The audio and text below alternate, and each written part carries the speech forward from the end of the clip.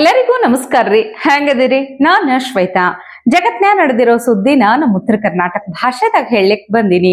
ಮಸ್ತ್ ಚಾ ಕುಡ್ಕೋತ ಖಡಕ್ ಮಿರ್ಚಿ ಮಂಡಕ್ಕಿ ನೋಡ್ರಿ. ಯಪ್ಪಪ್ಪ, ನಾನು ಈ ವಕ್ಫ್ ಬೋರ್ಡ್ ಅಷ್ಟ ಹಿಂಗ ಅನ್ಕೊಂಡಿದ್ದೆ ಇಷ್ಟು ದಿನ. ಆದ್ರ ವಕ್ಫ್ ಬೋರ್ಡ್ನೇ ಮೀರಿಸುವಂತ ಒಬ್ರು ಅದಾರ ನೋಡ್ರಿ. ಮತ್ಯಾರ ಅನ್ಕೊಂಡ್ರಿ ನೀವ್? ಅಮೆರಿಕಾದ ಅಧ್ಯಕ್ಷ ಡೊನಾಲ್ಡ್ ಟ್ರಂಪ್. ಈ ಮನುಷ್ಯ ನೋಡ್ಲಿಕ್ಕತ್ರ ಇನ್ ಮೆಂಟಲ್ ಏನಂತ ಅನ್ಸ್ಬಿಡ್ತೈತ್ ನೋಡ್ರಿ. ಅಲ್ರಿ ಮತ್ತಿನ್ನೇನ್ ಹೇಳ್ರಿ, ಯಾರಿಗೋ ಬಂದ ನೋಬೆಲ್ ಪ್ರಶಸ್ತಿಯನ್ನ ಗಿಫ್ಟ್ ಆಗಿ ತಗೋತಾನಂದ್ರ ಏನ್ ಅನ್ಬೇಕು ನೀವ ಹೇಳ್ಬಿಡ್ರಿ. ಈಗ ನೋಡಿದ್ರ ಕಣ್ಣಿಗೆ ಬಿದ್ದಿದ್ದ ದೇಶ ಎಲ್ಲ ನನಗೇ ಬೇಕು ಅಂತ ಅನ್ಲಿಕ್ ಶುರು ಹಚ್ಕೊಂಡಾರ. ಅದಕ್ಕೆ ಹೇಳಿದ್ರಿ ವಕ್ಫ್ ಬೋರ್ಡ ಇವರು ಒಂದೇ ಅಂತ ಹೇಳಿ. ಇಲ್ಲಿ ವಕ್ಫ್ ಹೆಂಗ್ ತನಗ್ ಬೇಕಾಗಿದ್ದ ಜಾಗನೆಲ್ಲ ತನ್ನ ಹೆಸರಿ ಮಾಡ್ಕೊಳ್ಲಿಕ್ಕತ್ತಿತ್ತಲ್ಲ, ಹಂಗ ನೋಡ್ರಿ ಟ್ರಂಪ್ನು ಬೇಕಾಗಿದ್ದ ದೇಶಕ್ಕ ಅಂಜಿಸೋದಂತ, ವಶಪಡಿಸ್ಕೊಳ್ಳೋದಂತ ಇಂಥವ್ ಚಾಲು ಮಾಡಿದ್ರೆ ಇನ್ನೇನ್ ಹೇಳ್ಬೇಕು ಹೇಳ್ರಿ. ಈಗ ನೋಡ್ರಿ ವೆನೆಜುವೆಲಾ ಆಯ್ತು, ಈಗ ಗ್ರೀನ್ಲ್ಯಾಂಡ್ ಅಂತ. ಮತ್ತಿನ್ನೇನ ನಮ್ಮ ಭಾರತಕ್ಕೇನ ಕಮ್ಮಿ ಅಂಜಿಸ್ಲಿಕ್ ಬಂದ್ರ ತಿಳ್ಕೊಂಡ್ರಿ ನೀವ? ಹಂಗ ಮಾಡ್ತೀನಿ ಹಿಂಗ ಮಾಡ್ತೀನಿ ಅಂತ ಬಹಳ ಅಂಜಿಸ್ಲಿಕ್ ಬರ್ಲಿಕ್ ಹತ್ತಿದ್ರು. ಆದ್ರೆ ಇಲ್ಲಿ ಇರೋದು ಯಾರು ಹೇಳ್ರಿ? ಮೋದಿಜಿ. ಎಂಥ ಆವಾಜ್ಗೂ ಜಗ್ಲಿಲ್ಲ ಬಗ್ಲಿಲ್ಲ. ಯಾವಾಗ ಭಾರತ ಯುರೋಪ್ ದೇಶಗಳು ರಷ್ಯಾ ಇಸ್ರೇಲ್ ಜೊತೆ ಕ್ಲೋಸ್ ಆಯ್ತು, ಟ್ರಂಪ್ ಅಣ್ಣ ಫುಲ್ ಹೊಲ್ಟಾ ಹೊಡಿಲಿಕ್ ಚಾಲು ಮಾಡಿಬಿಟ್ರ. ಮೋದಿಜಿ ಫ್ಯಾಂಟಾಸ್ಟಿಕ್, ನನ್ನ ಫ್ರೆಂಡ್ ಅಂತ ಅಲ್ಲಿಗತ್ತಾರ. First of all, I have great respect for your Prime Minister. He's a fantastic man and friend of mine, and we're going to have a good deal. Thank you. First of all, I have great respect for your Prime Minister. He's a fantastic man and friend of mine, and we're going to have a good deal. Thank you. ಅವ್ರು ಯಾರೋ ಒಬ್ರು ಇದ್ರು ನೋಡ್ರಿ. ಅವತ್ ಇದೇ Trump ಇಂಡಿಯಾದು dead economy ಅಂತ ಅಂದಾಗ ಹೌದು ಟ್ರಂಪ್ ಹೇಳಿದ್ ಕರೆಕ್ಟ್ ಅಂತ ಅಲ್ಲಿ ಕತ್ತಿದ್ರು. ಹೌದಲ್ಲೇನ್ರಿ, ನಮ್ಮ ರಾಹುಲ್ ಗಾಂಧಿ ಅವರೇ ಎಲ್ಲ ಹಿಂಗ್ ಹೇಳಿದ್ದ. ಈಗ ಅದೇ ಟ್ರಂಪ್ ಮೋದಿಜಿ ಫ್ಯಾಂಟಾಸ್ಟಿಕ್ ಅಂತ ಅಲ್ಲಿ ಕತ್ತಾರ. ಹಂಗಾದ್ರ ರಾಹುಲ್ ಗಾಂಧಿ ಅವರು ಟ್ರಂಪ್ ಹೇಳಿದ್ ಕರೆಕ್ಟ್ ಐತಿ ಅಂತ ಅನ್ಬಹುದಾ? ಮತ್ತವ್ರು ನೋಡೋಣಲ್ಲ ಏನಂತಾರ ಅಂತ ಹೇಳಿ. ಯಾಕಂದ್ರ ಸದ್ಯಕ್ಕಂತೂ ರಾಹುಲ್ ಗಾಂಧಿ ಅವ್ರ ಸಿಕ್ಕಾಪಟ್ಟೆ ಬ್ಯುಸಿ ಆಗ್ಬಿಟ್ಟಾರ. ಖರ್ಗೆ ಸಾಹೇಬ್ರ ಅವ್ರು ಫುಲ್ ಬಿಸಿನೇ ಅನ್ಕೊಡ್ರಿ ನೀವು. ಯಾಕಂತ ಹೇಳ್ತೀನಿ ಕೇಳ್ರಿ, ನೀವು ನೋಡಿಲ್ಲ ಏನ್ ಮತ್ತ? ಅದೇನೋ ಫ್ಯಾನ್ಸಿ ಡ್ರೆಸ್ ಕಾಂಪಿಟೇಷನ್ ಇದ್ದಂಗ ಕಾಣತೈತ್ ನೋಡ್ರಿ. ತಲಿಗೊಂದು ಟವಲ್ ಸುತ್ಕೊಂಡು ಕೈಯಾಗ ಒಂದು ಪಿಕಾಸಿ ಹಿಡ್ಕೊಂಡು ರೈತರಂಗ acting ಮಾಡ್ಲಿಕ್ಕತ್ತಾರಪ್ಪ.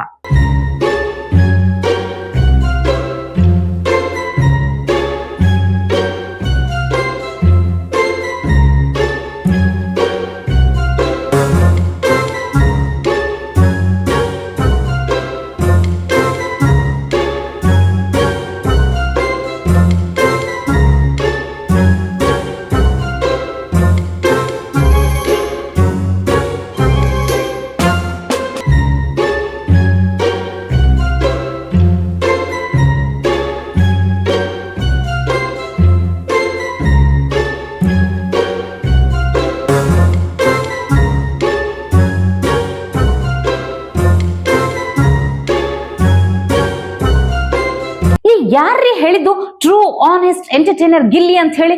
Actually true honest entertainer ಅಂದ್ರ ನಮ್ಮ ರಾಹುಲ್ ಗಾಂಧಿ ಅವರು. ಗಿಲ್ಲಿ ಒಂದು 3-4 ತಿಂಗಳ ಬಿಗ್ ಬಾಸ್ನ್ಯಾಗ ನಗಸಿದ್ ಖರೆ ಅದ. ಆದ್ರೆ ಇಡೀ ದೇಶನ 20 ವರ್ಷದಿಂದ ನಗಸ್ಕೊಂಡು ಬರ್ಲಿಕ್ಕತ್ತಾರಂದ್ರ ಸುಮ್ಮನೆ ಮಾತೇನ್ ಹೇಳ್ರಿ. ಅಲ್ಲಿ ನೋಡಿದ್ರ ಅವ್ರದ್ದು ಒಂಥರ ಕಾಮಿಡಿ ರಪ್ಪ. ಇಲ್ಲಿ ರಾಜ್ಯದಾಗ ನೋಡಿದ್ರ ಎಲ್ಲ ಫುಲ್ ಉಲ್ಟಾ, ಫುಲ್ ರೌಡಿಸಮ್ ಗಿಳದ್ ಬಿಟ್ಟ. ನಾನು ಇಷ್ಟು ದಿನ ಕಾಂಗ್ರೆಸ್ ಪಕ್ಷ ಅನ್ನೋದು ಒಂದು ರಾಜಕೀಯ ಪಕ್ಷ ಅಂತ ತಿಳ್ಕೊಂಡಿದ್ದೆ. ಆದ್ರ ಯಾಕೋ ಈ ರಾಜಕೀಯ ಪಕ್ಷ ಈಗೀಗ ಗೂಂಡಾ ಪಕ್ಷ ಆಗುವಂತ ಎಲ್ಲಾ ಲಕ್ಷಣಗಳು ಕಾಣ್ಲಿಕ್ಕತ್ತಾವ.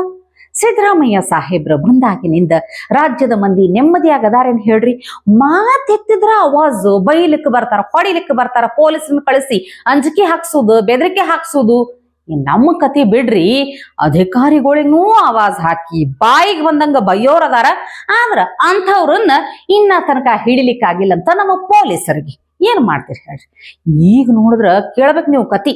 ವಿಧಾನಸೌಧದಾಗ ರಾಜ್ಯಪಾಲರ ಮುಂದೆನೆ ಹೆಂಗ ಗೂಂಡಾಗುಳಂಗ ಆಡ್ಲಿಕ್ಕತ್ತಿದ್ರಂದ್ರ ಇವತ್ತು ಕರ್ನಾಟಕದ ವಿಧಾನಸಭೆಯಲ್ಲಿ ನಡೆದಿದ್ದು ಪ್ರಜಾಪ್ರಭುತ್ವದ ಕಗ್ಗೊಲೆ. ರಾಜ್ಯಪಾಲರ ಹುದ್ದೆ ಅಂದ್ರೆ ಏನು ಅಂತ ಈ ಕಾಂಗ್ರೆಸ್ಸಿಗರಿಗೆ ಅಧಿಕಾರದ ಅಮಲಿನಲ್ಲಿ ಮರೆತು ಹೋಗಿದೆ. ಮಾನ್ಯ ರಾಜ್ಯಪಾಲರು ಸಂವಿಧಾನದ ಮುಖ್ಯಸ್ಥರು. ಕಾಂಗ್ರೆಸ್ ಬರೆದುಕೊಟ್ಟ ರಾಜಕೀಯ ಭಾಷಣವನ್ನ ಕೇಂದ್ರದ ವಿರುದ್ಧ ಓದೋಕೆ ಅವರೇನು ಕಾಂಗ್ರೆಸ್ ಕಚೇರಿಯ ಗುಮಾಸ್ತರಲ್ಲ. ರಾಜ್ಯದ ಅಭಿವೃದ್ಧಿ ಬಗ್ಗೆ ಮಾತಾಡಿ ಅಂದ್ರೆ ಕೇಂದ್ರವನ್ನ ಬೈಯೋದೇ ಸಿದ್ದರಾಮಯ್ಯ ಸರ್ಕಾರ ಕ್ಯಾಮೆ ಮಾಡಿಕೊಂಡಿದೆ.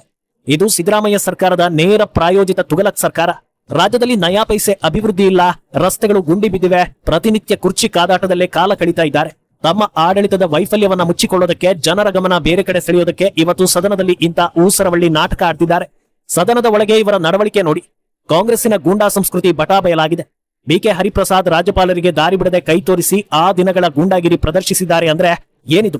ಇದು ವಿಧಾನಸಭೆಯ ಅಥವಾ ರೌಡಿಗಳ ಅಡ್ಡೇನ? ಕಾಂಗ್ರೆಸ್ ನಾಯಕರು ರಾಜ್ಯಪಾಲರ ಎದುರು ಬಂದು ಅವರ ಹಾದಿ ತಡಿತಾರೆ ಅಂದ್ರೆ ಇದು ಅಕ್ಷರಶಃ ಗೂಂಡಾಗಿರಿ. ಅಧಿಕಾರ ಇದೆ ಅಂತ ಸಂವಿಧಾನದ ಮುಖ್ಯಸ್ಥರ ಮೇಲೆಯೇ ದಬ್ಬಾಳಿಕೆ ನಡೆಸುವ ಮಟ್ಟಕ್ಕೆ ಇಳಿದ್ರಲ್ಲ, ಕಾಂಗ್ರೆಸ್ಸಿಗರಿಗೆ ನಾಚಿಕೆ ಆಗಬೇಕು. ನರೇಗಾ ಹೆಸರಲ್ಲಿ ಬೊಬ್ಬೆ ಹೊಡಿತೀರಿ, ಆದ್ರೆ ನಿಮ್ಮ ಸರ್ಕಾರದ ಬೊಕ್ಕಸ ಖಾಲಿಯಾಗಿದೆ ಅನ್ನೋ ಸತ್ಯನ ಯಾಕೆ ಹೇಳ್ತಾ ಇಲ್ಲ? ಸಿದ್ದರಾಮಯ್ಯ ಕುರ್ಚಿ ಉಳಿಸಿಕೊಳ್ಳೋದಕ್ಕೆ ಹೈಕಮಾಂಡ್ ಗಮನ ಸೆಳೆಯೋದಕ್ಕೆ ಮಾಡ್ತಿರೋ ಡ್ರಾಮಾ ಅಂತ ಯಾಕೆ ಒಪ್ಕೊಳ್ತಾ ಇಲ್ಲ? ಕೇಂದ್ರದ ಕಡೆ ಬೊಟ್ಟು ಮಾಡೋದನ್ನ ಬಿಟ್ಟು ರಾಜ್ಯದ ಜನರಿಗೆ ನೀವು ಏನು ಮಾಡಿದ್ದೀರಿ ಅಂತ ಹೇಳಿ. ರಾಜ್ಯಪಾಲರು ಸತ್ಯದ ಪರ ನಿಂತು ನಿಮ್ಮ ರಾಜಕೀಯ ಭಾಷಣ ಓದಲ್ಲ ಅಂದ್ರು, ಅದಕ್ಕೆ ಇಷ್ಟೊಂದು ಹತಾಶೆ ಯಾಕೆ? ನೆನಪಿಡಿ, ರಾಜ್ಯಪಾಲರಿಗೆ ಅವಮಾನ ಮಾಡಿದ್ದು ಅಂಬೇಡ್ಕರ್ ಬರೆದ ಸಂವಿಧಾನಕ್ಕೆ ಮಾಡಿದ ಅವಮಾನ. ನಿಮ್ಮ ಈ ಗೂಂಡಾ ವರ್ತನೆಯನ್ನ, ನಿಮ್ಮ ಈ ವೈಫಲ್ಯಗಳ ಸರಮಾಲೆಯನ್ನ ರಾಜ್ಯದ ಜನ ನೋಡ್ತಾ ಇದ್ದಾರೆ. ಮುಂದಿನ ದಿನಗಳಲ್ಲಿ ಜನರೇ ತಕ್ಕ ಪಾಠ ಕಲಿಸ್ತಾರೆ.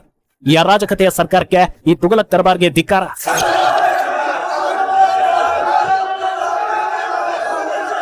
ರಾಜ್ಯ ಸರ್ಕಾರ ಇವತ್ತ ಜಂಟಿ ಅಧಿವೇಶನ ಕರೆದಿತ್ತು.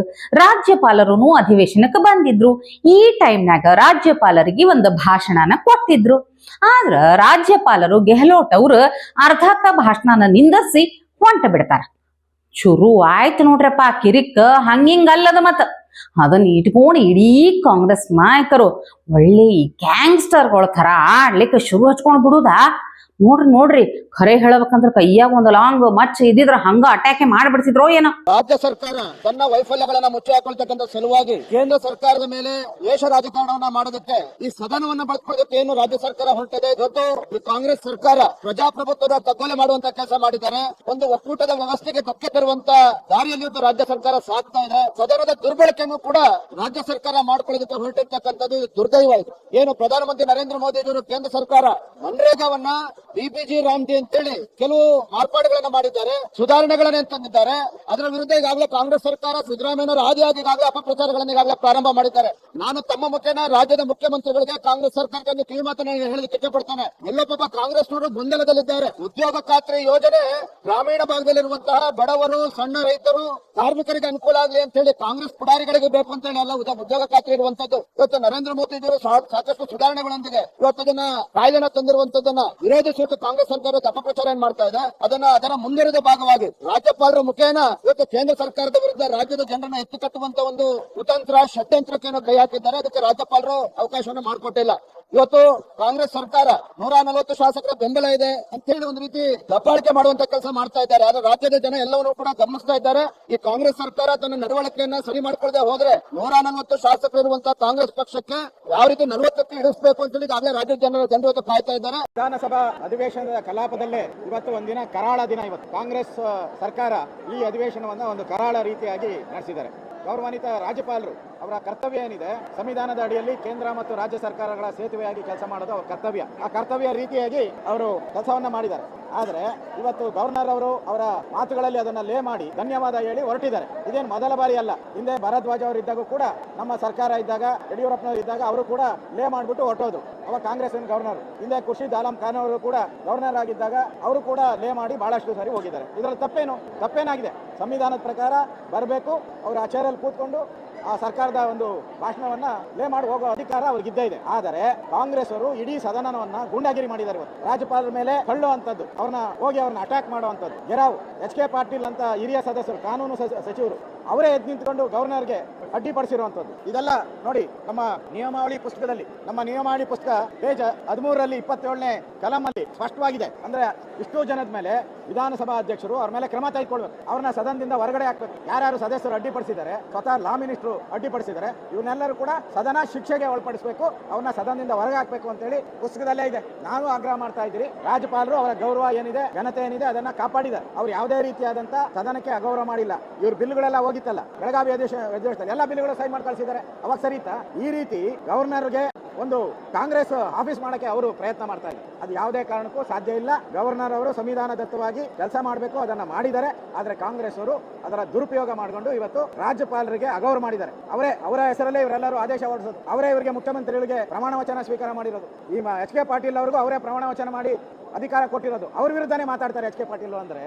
ಇದು ಸಂವಿಧಾನದ ವಿರೋಧಿ ನಡೆ. ಇದು ಕಾಂಗ್ರೆಸ್ಸಿನ ಮೇಲೆ ಅವರು ರಾಹುಲ್ ಗಾಂಧಿನ, ಸೋನಿಯಾ ಗಾಂಧಿನ ಮೆಚ್ಚೋಕೆ ಮಾಡಿರುವಂತ ಕುತಂತ್ರ ಅಷ್ಟೇ ಇದು. ಆದ್ರಿಂದ ಇಡೀ ಸದನ ಇವತ್ತು ಕಾಂಗ್ರೆಸ್ ಅವರು ಅಪಮಾನ ಮಾಡಿದ್ದಾರೆ, ಸಂವಿಧಾನಕ್ಕೆ ಅಪಮಾನಿದ್ದಾರೆ. ಯಾರು ಅಂಬೇಡ್ಕರ್ರನ್ನ ಚುನಾವಣೆಯಲ್ಲಿ ಸೋಲಿಸಿ ಅಂಬೇಡ್ಕರ್ಗೆ ಅಪಮಾನ ಮಾಡಿದ್ರು, ಅದೇ ಕಾಂಗ್ರೆಸ್ ಅವರು ಇವತ್ತು ಸದನಕ್ಕೆ ಅಪಮಾನ ಮಾಡೋ ಮುಖಾಂತರ ಸಂವಿಧಾನದ ಮೌಲ್ಯಗಳನ್ನು ಹಾಳು ಮಾಡಿದ್ದಾರೆ.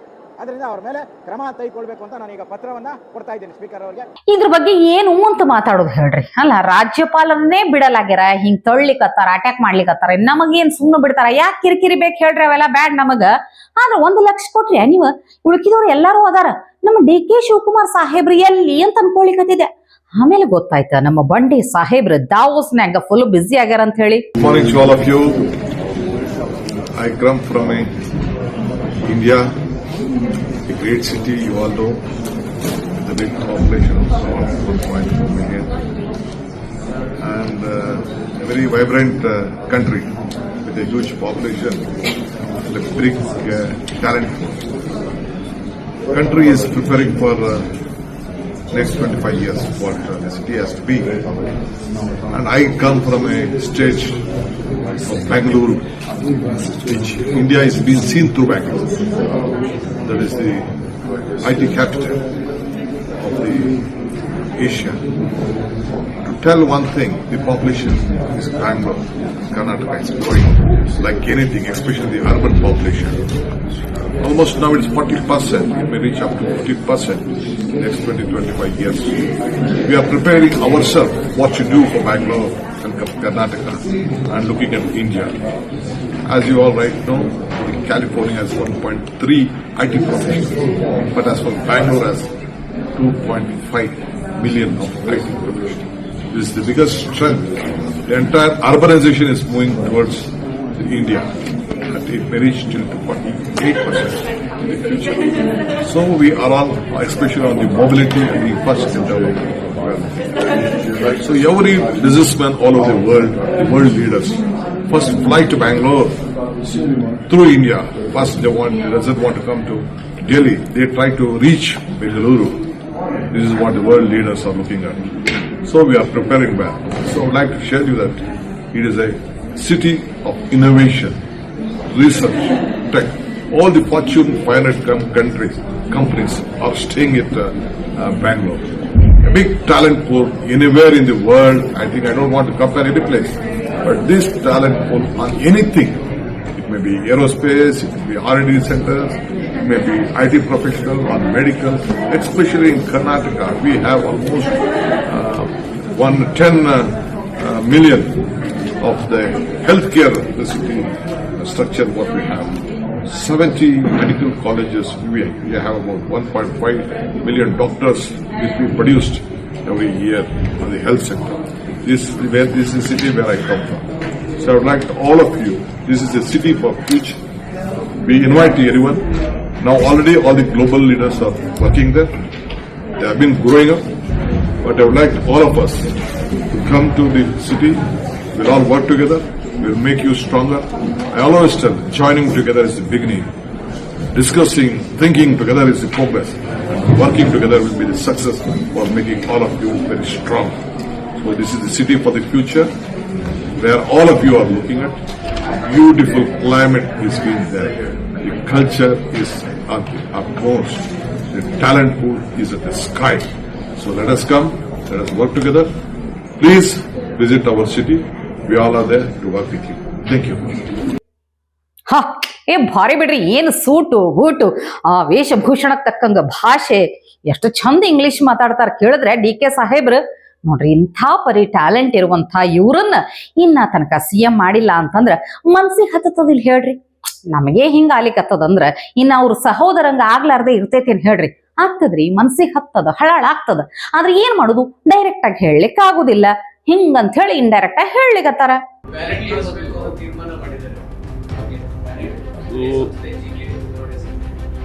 ಅದು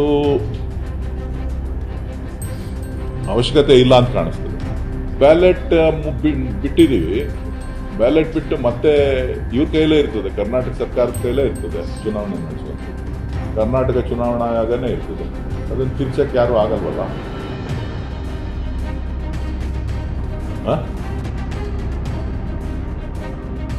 EVM ಬಳಕೆ ಮಾಡೋದು ಬಿಡೋದು ಅದು ಬೇರೆ ವಿಚಾರ. ನಾವು ಒಂದೆಜ್ಜೆ ಮುಂದೆ ಹೋಗಿದ್ದೀವಿ. ಒಂದೆಜ್ಜೆ ಮುಂದೆ ಹೋಗಿ ಮತ್ತೆ ಹಿಂದಕ್ಕೆ ಬರುವಂಥದ್ದು ಸರಿನಾ ತಪ್ಪ ಅನ್ನೋದು ನಮ್ಮ ಪಕ್ಷ ಹೈಕಮಾಂಡ್ ತೀರ್ಮಾನ. ಅರ್ಥ ಆಯ್ತಾ? ಇಷ್ಟು ದಿನ ಓಟ್ ಚೋರಿ ಆಗ್ಯದ, EVM ಹ್ಯಾಕ್ ಆಗ್ಯದ ಅಂತ ಅಲ್ಲಿಕತ್ತವ್ರು ಯಾರು? ಇವ್ರದೇ ಪಕ್ಷದ ನಾಯಕ ರಾಹುಲ್ ಗಾಂಧಿ ಅವರು. ಆದ್ರೆ ಇವತ್ತು DK ಸುರೇಶ್ ಅವರು ಈ ಬ್ಯಾಲೆಟ್ ಪೇಪರ್ ಬೇಡ ಅಂತ ಅಲ್ಲಿಕತ್ತಾರ. ಬ್ಯಾಲೆಟ್ ಪೇಪರ್ ಆ ಕಾಲಕ್ಕೆ ಹೋಗುದು ಅಂದ್ರ ಹೊಳ್ಳಿ ಹಿಂದಕ್ ಹೋದಂಗ ಅಂತ ಹೇಳಿಕತ್ತಾರ. ಏನ್ರಿ ಇದು? ಹಂಗಾದ್ರ ರಾಹುಲ್ ಗಾಂಧಿ ಅವರ ಮಾತನ್ನ, ಅವರ ಆರೋಪನ ಅವ್ರದೇ ಪಕ್ಷದವರು ನಂಬಲಾರ್ದೆ ಇರೋಂಗಾಯ್ತಲ್ರಿ ಇದು. ಒಟ್ಟನ್ಯಾಗ ಇವ್ರು ಯಾವಾಗ್ಲೂ ಕಾಮಿಡಿ ಪೀಸೇ ಬಿಡ್ರಪ್ಪ. ಇವತ್ತಿಗೆ ಇಷ್ಟು ಸುದ್ದಿ ಸಾಕಲ್ಲ, ನಾಳೆ ಇಂಥವೇ ಮತ್ತೊಂದಷ್ಟು ಸುದ್ದಿ ತರ್ತೀನಿ. ಚಾ ಇಟ್ಕೊಂಡು ಮಿರ್ಚಿ ಮಂಡಕ್ಕಿ ನೋಡ್ಲಿಕ್ಕೆ ಕಾಯ್ಕೊಂಡಿರ್ರಿ. ಟಿವಿ ವಿಕ್ರಮ, ದೇಶ ನಿಮ್ಮ ಕೈಯಲ್ಲಿ. ಈ ಕಾರ್ಯಕ್ರಮ ನಿಮಗೆ ಇಷ್ಟ ಆಗಿದ್ದಲ್ಲಿ ಲೈಕ್, ಶೇರ್ ಹಾಗೂ ಕಮೆಂಟ್ ಮಾಡಿ.